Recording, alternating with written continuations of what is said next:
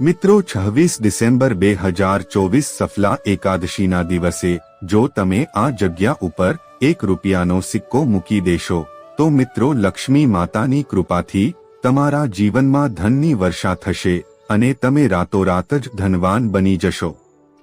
તેમજ તમારું ઘર ખુશીઓથી ભરાઈ જશે અને તમારી બધી જ મનોકામના પૂર્ણ થશે। તમને બધા જ દુઃખ દર્દથી રાહત મળશે, કારણ કે મિત્રો આ સફલા એકાદશીના દિવસે ઘણા બધા એવા શુભ સંયોગોનું નિર્માણ થવા જઈ રહ્યું છે। આથી જો તમે સફલા એકાદશીના દિવસે આ જગ્યા ઉપર ₹1નો સિક્કો મૂકી દેશો તો મિત્રો લક્ષ્મી માતા બંને હાથોથી તમને એવા આશીર્વાદ આપશે કે તમારા ઘરને ધન ધાન્યથી જ ભરી દેશે। આથી મિત્રો આ સફલા એકાદશીનું મહત્વ બહુ જ વધારે હોય છે। આથી મિત્રો તમારે આ ₹1વાળા સિક્કાનો ઉપાય જરૂર કરવો જોઈએ કે જે ઉપાયને આપણા વાસ્તુશાસ્ત્રમાં પણ જણાવવામાં આવ્યો છે।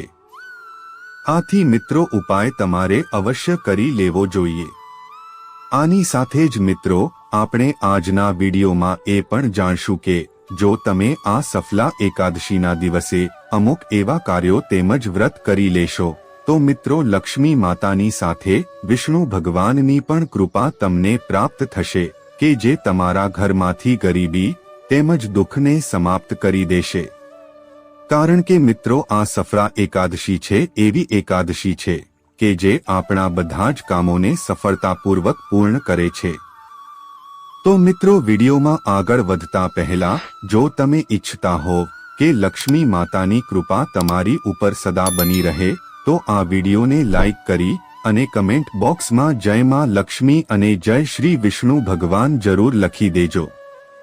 તો મિત્રો 2024ના વર્ષની છેલ્લી એકાદશી એટલે કે માગશર મહિનાના વદ પક્ષની સફલા એકાદશી છે। આના પછી મિત્રો નવું વર્ષ શરૂ થવાનું છે। મિત્રો એકાદશીનું વ્રત છે આમ જોઈએ તો ભગવાન શ્રી હરિ વિષ્ણુ તેમજ લક્ષ્મી માતાને સમર્પિત હોય છે। મિત્રો એકાદશી છે એ મહિનામાં 2 વખત આવે છે। એક સુદ પક્ષમાં પણ આવે છે અને વદ પક્ષમાં પણ આવે છે।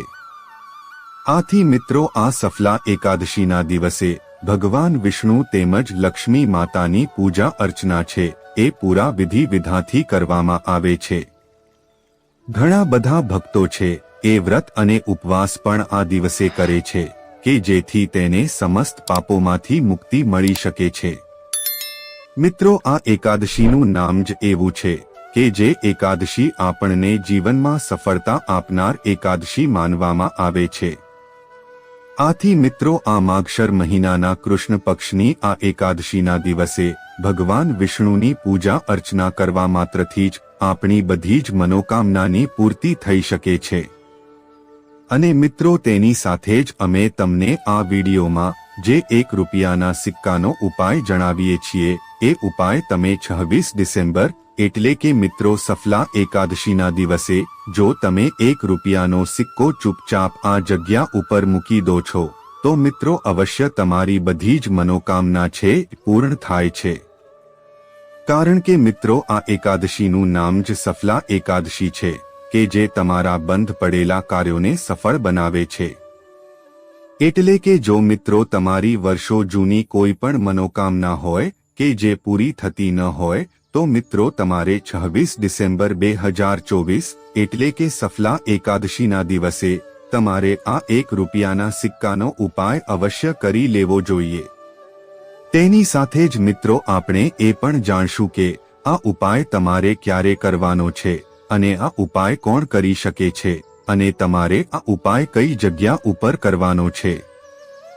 તો મિત્રો આ બધી જ જાણકારી આપણે આજના આ વિડીયોમાં મેળવશું। આથી મિત્રો જો તમે પણ તમારી બધી જ મનોકામના પૂર્ણ કરવા માંગતા હો તેમજ પોતાના ઘરમાં સુખ સમૃદ્ધિનો વાસ તેમજ લક્ષ્મી માતાનો વાસ પોતાના ઘરમાં રાખવા માંગતા હો તો મિત્રો આ વિડીયોને છેલ્લે સુધી જોવા વિનંતી। જો તમે આ વિડીયોને અધૂરો છોડી દેશો તો મિત્રો આ એકાદશીનું ફળ તમને પ્રાપ્ત નહીં થઈ શકે અને તમને આ ઉપાય પણ સરખો સમજાઈ નહીં શકે।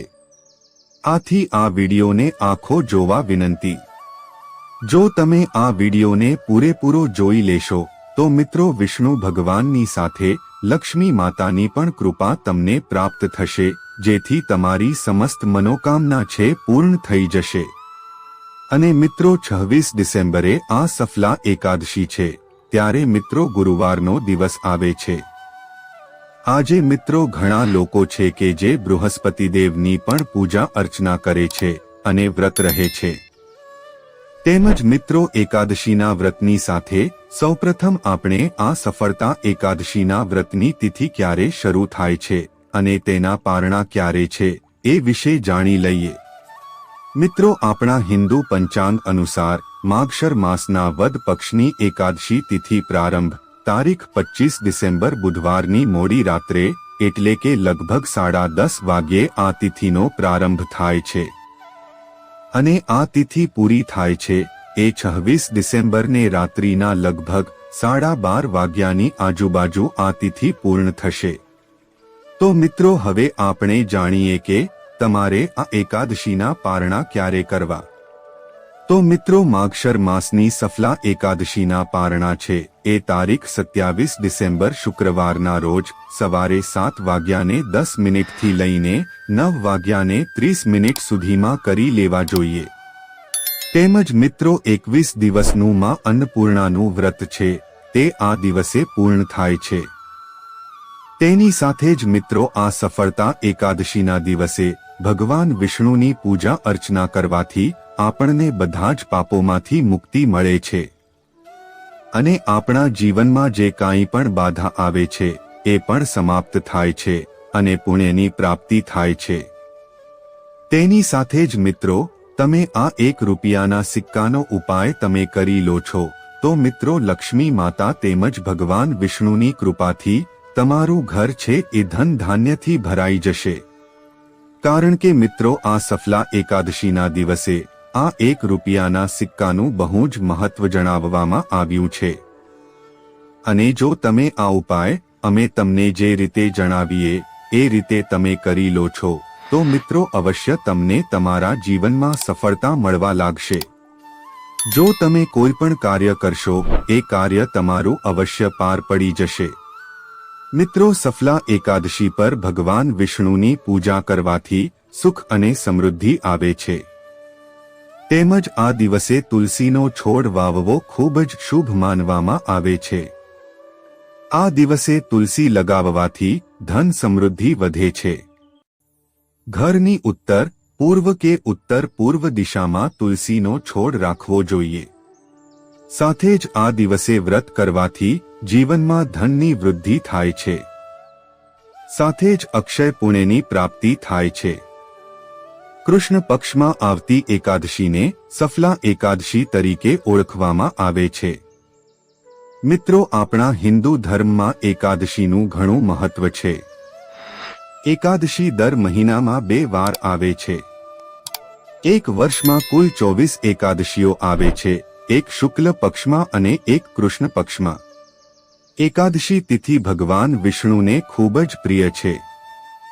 આ દિવસે ભગવાન વિષ્ણુની પૂજા નિયમ પ્રમાણે કરવામાં આવે છે।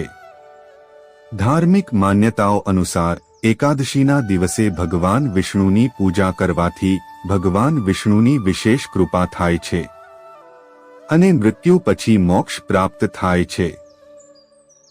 તો મિત્રો આવો હવે આપણે જાણીએ કે તમારે 26 ડિસેમ્બર 2024 એટલે કે સફલા એકાદશીના દિવસે આ 1 રૂપિયાના સિક્કાનો ઉપાય કેવી રીતે કરવાનો છે અને આ ઉપાય કોણ કરી શકે છે અને આ ઉપાય તમારે કઈ જગ્યા ઉપર કરવાનો છે। તો મિત્રો સૌ પ્રથમ આ ઉપાય જો ઘરની મોટી માતા અથવા તો બહેનો કરે છે તો તે સૌથી વધુ શુભ માનવામાં આવે છે। પણ જો તે લોકોની ઉપસ્થિતિ ન હોય તો આ ઉપાય છે કોઈ પણ પુરુષ પણ કરી શકે છે। પણ મિત્રો ઘરની માતા અથવા બહેન છે એ લક્ષ્મી કહેવાય છે। આથી જો મિત્રો ઘરની લક્ષ્મી આ ઉપાય કરે છે તો તે સૌથી વધુ શુભ માનવામાં આવે છે। મિત્રો આ ઉપાય કરવા માટે સૌપ્રથમ તમારે સફલા એકાદશીના દિવસે બ્રહ્મ મુહૂર્તમાં જાગી જવાનું છે અને સ્નાન વગેરે જેવા કાર્યો કરીને તમારે સ્વચ્છ વસ્ત્રો પહેરી લેવાના છે અને મિત્રો 1 રૂપિયાનો સિક્કો લઈને એને તમારે ગંગાજળથી સાફ કરી નાખવાનો છે। પછી મિત્રો તમારા ઘરમાં જ્યાં પણ લક્ષ્મી માતાનો ફોટો અથવા તો મૂર્તિ હોય છે તેની પાસે તમારે બેસી જવાનું છે અને મિત્રો લક્ષ્મી માતાને એક ઘીનો દીવો પ્રગટાવવાનો છે। તેની સાથે જ મિત્રો તમારે એ મંદિરની સામે એક લાલ કપડું પાથરવાનું છે અને મિત્રો તેમાં એક ચપટી ચોખા અને આ 1 રૂપિયાનો સિક્કો મૂકી દેવાનો છે। પછી મિત્રો તમારે 2 લવિંગ પણ અંદર મૂકી દેવાના છે અને પછી આટલી વસ્તુઓ લઈને તમારે એ લાલ કપડાની એક પોટલી બાંધી દેવાની છે। ત્યારબાદ એક ઘીનો દીવો પ્રગટાવીને લક્ષ્મી માતાની પૂજા અર્ચના કરીને પછી આ લાલ પોટલી તમે જે બનાવી છે કે જેની અંદર 1 રૂપિયાનો સિક્કો, 1 ચપટી ચોખા અને 2 લવિંગના દાણા છે તે પોટલી વાળીને તમારે પોતાના જમણા હાથમાં રાખવાની છે અને મિત્રો તમારે લક્ષ્મી માતાના આ મંત્રનો 108 વાર જાપ કરવાનો છે। મિત્રો આ મંત્ર આ પ્રમાણે છે, ઓમ હ્રીમ શ્રીમ લક્ષ્મીભ્યો નમઃ। તો મિત્રો આ મંત્રનો જાપ તમારે 108 વાર કરવાનો છે અને એ લાલ પોટલીને પોતાના જમણા હાથમાં રાખવાની છે। તેમજ મિત્રો આ મંત્રનો જાપ કરીને પછી તમારે લક્ષ્મી માતા તેમજ ભગવાન વિષ્ણુના નામનું સ્મરણ કરવાનું છે અને મિત્રો સાથે જ તમે જે પણ દેવી દેવતાને માનતા હો તો એનું તમારે મનમાં સ્મરણ કરીને પછી મિત્રો આ લાલ પોટલી જે છે એને તમારે પોતાની ધન રાખવાની તિજોરીમાં મૂકી દેવાની છે।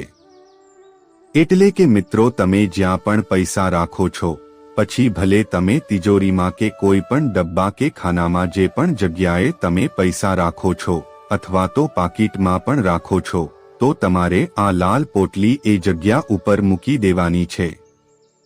તો જો મિત્રો તમે 26 ડિસેમ્બર સફલા એકાદશીના દિવસે આ ઉપાય તમે કરી લેશો તો મિત્રો લક્ષ્મી માતા તેમજ ભગવાન વિષ્ણુની કૃપાથી રાતોરાત જ તમારા ઘરમાં ધન આવવાના બધા જ રસ્તા ખુલી જશે તેમજ તમારા ઘરની બધી જ મુશ્કેલી છે એ સમાપ્ત થઈ જશે। જો ઘરમાં દોષ હોય જેવા કે વાસ્તુ દોષ, શનિ દોષ, મંગળ દોષ, કુંડળી દોષ, નજર દોષ હશે તો એ બધી જ સમસ્યામાંથી તમને છુટકારો મળી જશે।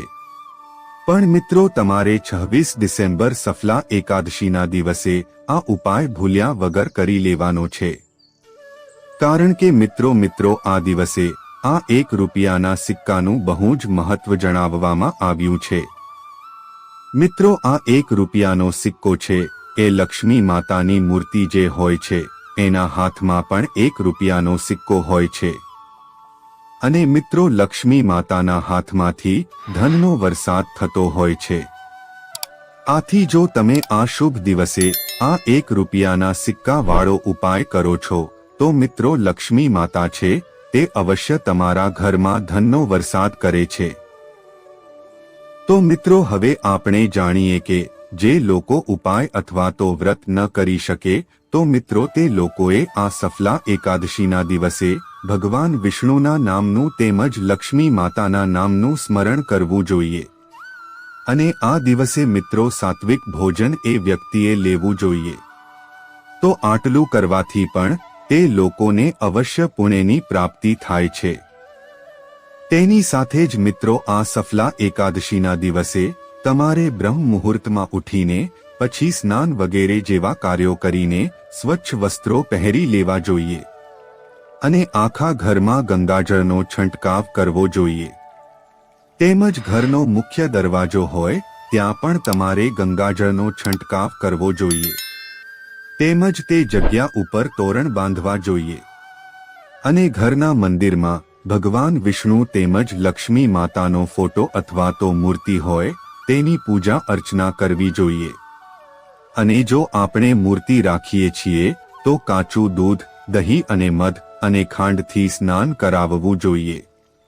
તેની સાથે જ મિત્રો મનમાં આપણે યમુનાજીનું સ્મરણ કરવું જોઈએ કારણ કે મિત્રો આ યમુનાજી છે એ ભગવાન શ્રી કૃષ્ણના ચોથા પટરાણી છે અને મિત્રો યમુનાના જળથી સ્નાન કરાવવાથી ભગવાન પ્રસન્ન થઈ શકે છે। આથી આપણે જ્યારે પણ ભગવાનની સેવા કરીએ છીએ ત્યારે આપણે યમુનાજીના નામનું સ્મરણ કરવું જોઈએ। તેની સાથે જ મિત્રો 2 તુલસીના પાન આપણે ભગવાનના ચરણોમાં સમર્પિત કરવા જોઈએ। આથી મિત્રો એક વસ્તુનું ખાસ ધ્યાન રાખજો કે એકાદશીના દિવસે તમે ભગવાનની પૂજા અર્ચના માટે તમે તુલસીના પાન તોડી શકો છો, પણ પોતાના માટે તમે તુલસીના પાન તોડી શકતા નથી। ત્યારબાદ મિત્રો આપણે ભગવાનને વિવિધ ભોગ અર્પણ કરવા જોઈએ। માખણ, મિશ્રી તેમજ તમે ખીરનો ભોગ પણ લગાવી શકો છો।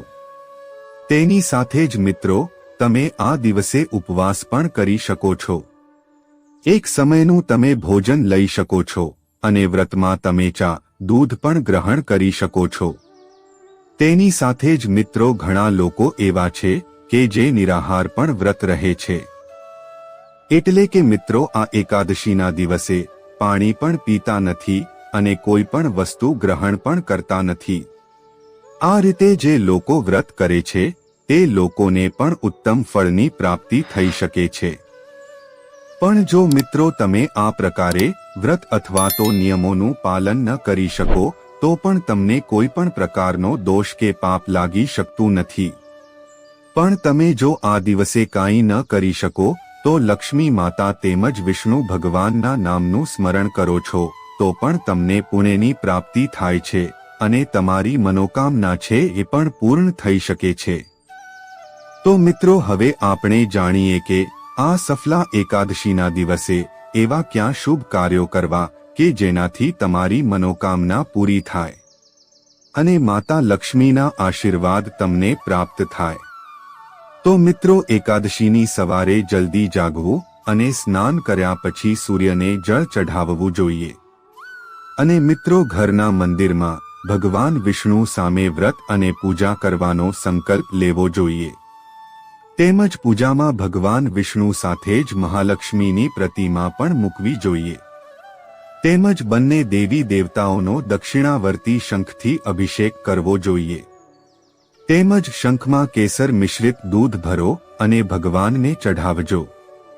તે પછી સ્વચ્છ જળથી અભિષેક કરજો તેમજ પીળા વસ્ત્ર ચઢાવજો। સિઝનલ ફળ અને મીઠાઈનો ભોગ તુલસી સાથે ધરાવજો।